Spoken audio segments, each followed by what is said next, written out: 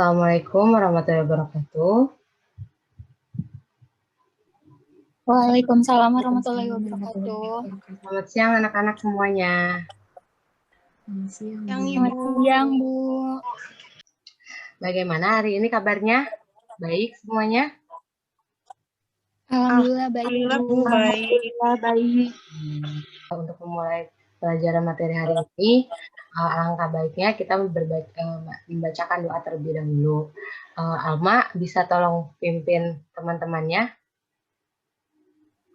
Ya, bisa, Ibu. Baik, teman-teman. Sebelum belajar dimulai, alangkah baiknya kita berdoa terlebih dahulu. Berdoa dimulai. Berdoa selesai. Baik, Alma, terima kasih. Untuk itu, sebelum kita memulai juga, Ibu akan memberikan kalian link daftar kehadiran hari ini. Ibu sudah share di grup ya? Sudah ada? Sudah, Bu. Oke, silakan untuk diisi ya, Ibu. Beri waktu 2 menit dari sekarang sebelum memulai pelajaran. Baik, Bu. Sudah semuanya anak-anak diisi? Jangan lupa untuk foto kehadirannya ya, sebagai bukti. Iya, Bu, sudah. Oke. Untuk kehadirannya, jika Ibu lihat dari sini, dan juga dilihat dari room partisipannya, juga partisipannya hadir semua, jumlahnya semuanya hadir, tidak ada yang sakit, alhamdulillah. Untuk hari ini, Ibu akan memulai dengan materi. Ibu akan share screen terlebih dahulu ya anak-anak. Iya, Bu. Materi hari ini kita mengenai keanekaragaman hayati. Sebelum kita mulai, Ibu mau menanyakan terlebih dahulu mengenai materi minggu lalu. Apakah ada pertanyaan mengenai materi tersebut? Tidak, Bu. Tidak. Baik jika begitu. Ibu harap materi minggu lalu Ibu rasa cukup ya untuk pemahaman kalian mengenai materi tentang ruang lingkup biologi. Untuk selanjutnya di sini, sebelum Ibu mulai materi, Ibu akan menunjukkan sebuah gambar. Sudah terlihat anak-anak share screen-nya? Sudah, Bu. Sudah, Bu. Di sini Ibu ada sebuah gambar. Menurut kalian itu gambar apa ya? Gunung dan sawah, Bu. Sawah, Bu. Sawah, Bu. Terus gambar apa lagi? Gunung, Pemandangan, Bu. sawah.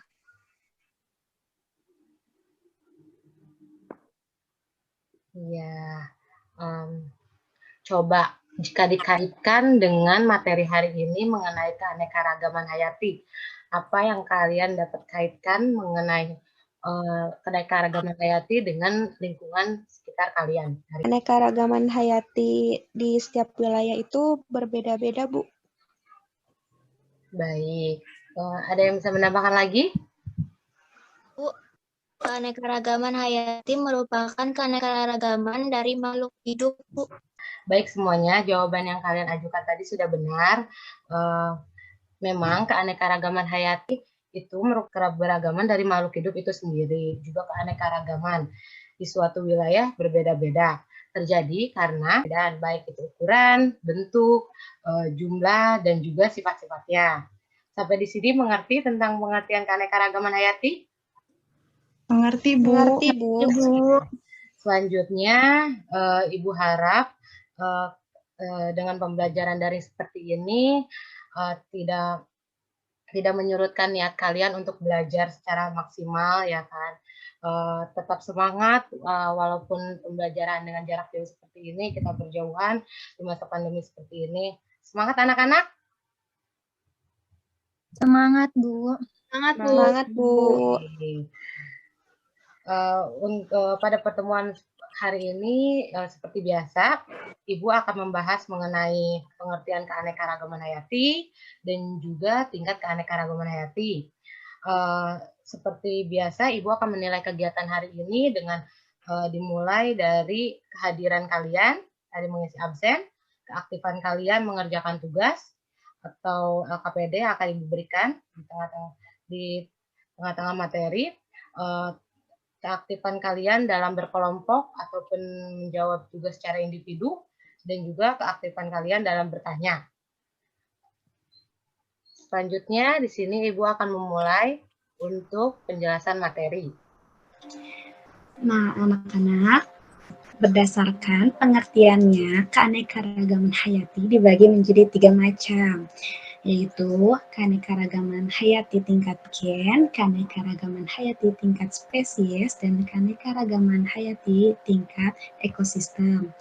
Yang pertama, ada keanekaragaman hayati tingkat gen. Coba kalian amati tanaman bunga mawar ini. Tanaman ini memiliki bunga yang berwarna-warni. Ada yang berwarna oranye, merah, putih, dan ungu. Demikian juga pada hewan. Apakah Anda dapat menjelaskan di mana letak perbedaannya? Saya tahu Bu, Coba jawab. jenggernya. Ya, betul, Indah. Keanekaragaman warna bunga pada tanaman mawar serta bentuk pial pada ayam ini semua disebabkan oleh pembawa sifat yang disebut dengan gen. Semua makhluk hidup dalam satu spesies atau jenis memiliki perangkat dasar penyusun gen yang sama. Gen merupakan bagian kromosom yang mengendalikan ciri atau sifat suatu organisme yang bersifat diturunkan dari induk atau orang tua kepada keturunannya. Gen pada setiap individu, walaupun perangkat dasar penyusunnya sama, tetapi susunannya berbeda-beda. Bergantung pada masing-masing induknya, susunan perangkat gen inilah yang menentukan ciri atau sifat suatu individu dalam satu spesies. Nah, yang kedua ada keanekaragaman hayati tingkat jenis atau spesies. Untuk mengetahui keanekaragaman hayati tingkat jenis pada tumbuhan atau hewan, kalian dapat mengamati seperti ciri-ciri fisiknya, misalnya bentuk dan ukuran tubuh, warna, kebiasaan hidup, dan lain-lain. Pada kelompok tumbuhan yang tumbuh di daratan tinggi dan dataran rendah akan memperlihatkan perbedaan-perbedaan sifat pada tinggi batang, daun, dan bunga. Contohnya seperti kelapa, pinang, lontar, pinang merah, aren, dan kelapa sawit seperti tampak pada gambar berikut ini. Coba Ibu tanya ya, kalian dapat membedakan kelompok hewan antara harimau, singa, kucing, dan cheetah pada gambar berikut ini enggak? Apa saja perbedaannya? Silvi, Bu mau coba jawab. Boleh, Silvi. Perbedaannya itu ada pada warna bulu, tipe lorengnya, ukuran tubuh, tingkah laku, serta lingkungan hidupnya, Bu. Wah, benar sekali Silvi. Terima kasih ya. Dari contoh-contoh di atas, Anda dapat mengetahui ada perbedaan atau variasi sifat pada tanaman kelapa, pinang, lontar, pinang merah, aren, dan kelapa sawit yang termasuk suku Palmae. Hal yang sama terdapat juga pada kucing, harimau, singa, dan cheetah yang termasuk dalam suku Felidae. Variasi pada suku Felidae ini menunjukkan keanekaragaman pada tingkat jenis. Dan yang ketiga, ada keanekaragaman hayati tingkat ekosistem. Perbedaan letak geografis menyebabkan perbedaan iklim. Nah, perbedaan iklim menyebabkan terjadinya perbedaan temperatur, curah hujan, intensitas cahaya, matahari, dan lamanya penyinaran. Keadaan ini akan berpengaruh terhadap jenis-jenis flora dan fauna yang menempati suatu daerah. Keanekaragaman jenis-jenis flora dan fauna yang menempati suatu daerah akan membentuk ekosistem yang berbeda, maka terbentuklah keanekaragaman tingkat ekosistem. Ekosistem itu dibagi menjadi ekosistem perairan atau akuatik dan ekosistem darat. Nah, ekosistem pada perairan itu ada memiliki ekosistem air tawar dan ekosistem air laut. Kalau karakteristik ekosistem air laut yaitu perubahan suhu tidak mencolok, penetrasi cahaya kurang, dipengaruhi iklim dan cuaca, dan mayoritas tanaman yang ada berupa jenis ganggang dan tanaman biji. Selanjutnya ada ekosistem air laut. Pada ekosistem air laut ini terdapat ada laut dalam, pantai pasir, terumbu karang, pantai batu, dan estuari. Nah, pantai batu ini memiliki air tanah yang dangkal dibandingkan dengan ekosistem pantai yang lainnya. Mempunyai udara yang lembab dan kadar garam yang tinggi karena letaknya bersebelahan dengan ekosistem laut. Memiliki curah hujan yang rendah daripada ekosistem yang lainnya. Dan yang terakhir ada ekosistem estuari.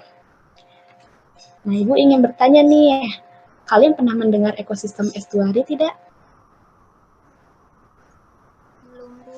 Belum, Bu. Belum ya. Baik, Ibu akan menjelaskan secara sederhana ya. Estuari atau muara adalah sungai yang bergabung dengan laut. Muara sering ditutupi oleh lempengan besar intertidal, lumpur atau garam rawa. Ekosistem rawa memiliki produktivitas yang tinggi dan kaya nutrisi. Nah, Ibu tadi sudah menjelaskan nih macam-macam ekosistem perairan atau akuatik ya. Sekarang Ibu akan menjelaskan ekosistem daratnya. Pada ekosistem darat, terbagi menjadi hutan hujan tropis, padang rumput, taiga, gurun, hutan gugur, dan tundra. Padang rumput membentang dari daerah tropis ke subtropis. Ciri-ciri padang rumput diantaranya memiliki curah hujan sekitar 25 hingga 35 cm per tahun. Curah hujan tidak teratur, porositas atau penyerapan air tinggi dan drainase cepat. Nah, selanjutnya yang ketiga ada taiga. Kalian pernah mendengar tidak apa itu ekosistem taiga?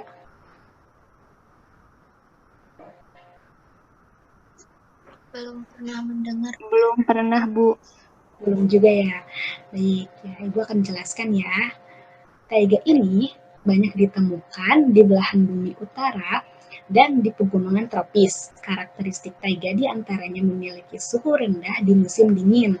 Biasanya, hutan taiga terdiri dari spesies seperti konifer, pinus, dan sejenisnya. Baik anak-anak, jika ada yang kurang paham dan ingin ditanyakan mengenai materi hari ini, dipersilakan. Ibu, saya ingin bertanya, Ya, boleh Nisha. apa yang menjadi penyebab terjadinya keanekaragaman gen? Wah, pintar sekali nih.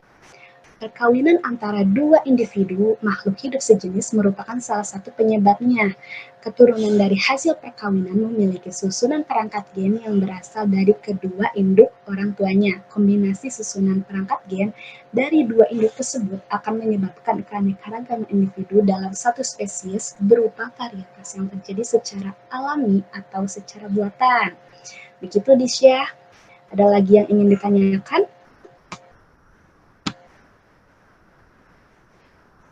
Tidak, Bu. Ya. Jika dirasa sudah cukup, seperti yang sudah Ibu jelaskan di awal, teknik penilaiannya bagaimana, kemudian Ibu akan membagikan lembar diskusi siswa yang akan kalian kerjakan bersama-sama ya. Untuk kelompoknya menggunakan kelompok materi minggu lalu, dan untuk hasil laporan diketik dan kemudian hasilnya disampaikan kepada teman-teman yang lainnya. Untuk urutan tampil yang akan maju pertama akan Ibu kocok menggunakan aplikasi random acak. Sampai di sini mengerti anak-anak untuk tahapan pengerjaan diskusinya? Mengerti, Bu.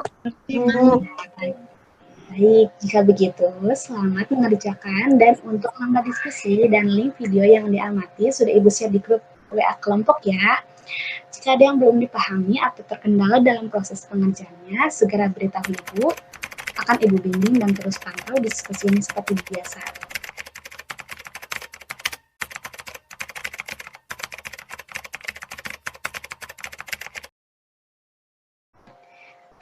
Baik anak-anak, waktu pengerjaan lembar diskusi sudah habis ya. Silakan kalian presentasikan hasil diskusi kalian tadi.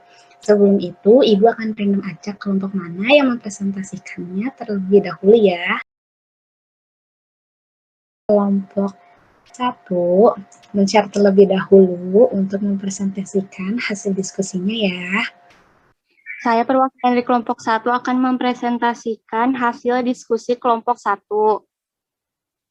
Yang pertama ada taiga yang merupakan keanekaragaman tingkat ekosistem. Cirinya hanya terdapat satu spesies. Sekian presentasi dari kelompok 1. Kurang lebihnya mohon dimaafkan. Wassalamualaikum warahmatullahi wabarakatuh.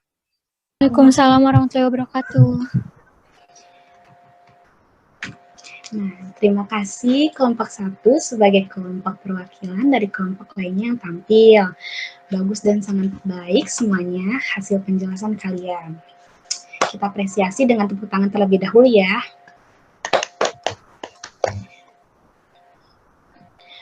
Baik anak-anak, berdasarkan materi yang telah jadi akibat adanya perbedaan dalam hal ukuran, bentuk, tekstur, maupun jumlah. Sedangkan kata hayati itu sendiri berarti sesuatu yang hidup. Jadi, keanekaragaman hayati bisa diartikan sebagai keanekaragaman atau keberagaman dari makhluk hidup yang bisa terjadi akibat adanya perbedaan-perbedaan di antaranya perbedaan bentuk, ukuran, warna, jumlah tekstur, penampilan, dan juga sifat-sifat lainnya. Sebelum kita menutup pertemuan hari ini, Ibu pengen tahu kalian setelah menyimak pembelajaran materi hari ini atau tidak. Sebelum itu, Ibu akan memberikan kalian sebuah kuis. Sebentar, Ibu akan memberikan kalian link kuisnya ya. Iya, Bu. Akan Ibu share di ini saja ya, di room chat Zoom-nya. Iya, boleh, Bu. Iya. Selamat mengerjakan.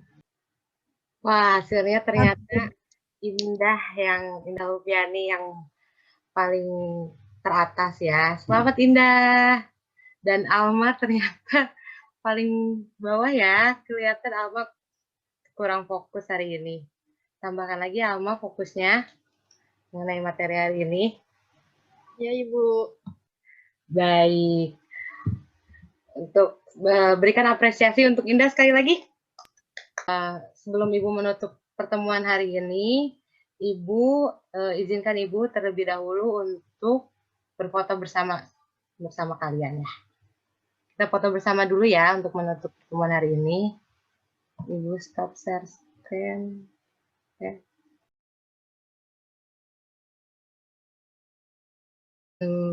Hari ini kita membahas tentang pengertian keanekaragaman hayati dan tingkat keanekaragaman hayati. Dan untuk pertemuan selanjutnya, minggu depan kita akan membahas mengenai keanekaragaman hayati, apa saja yang ada di Indonesia, dan juga upaya pelestariannya.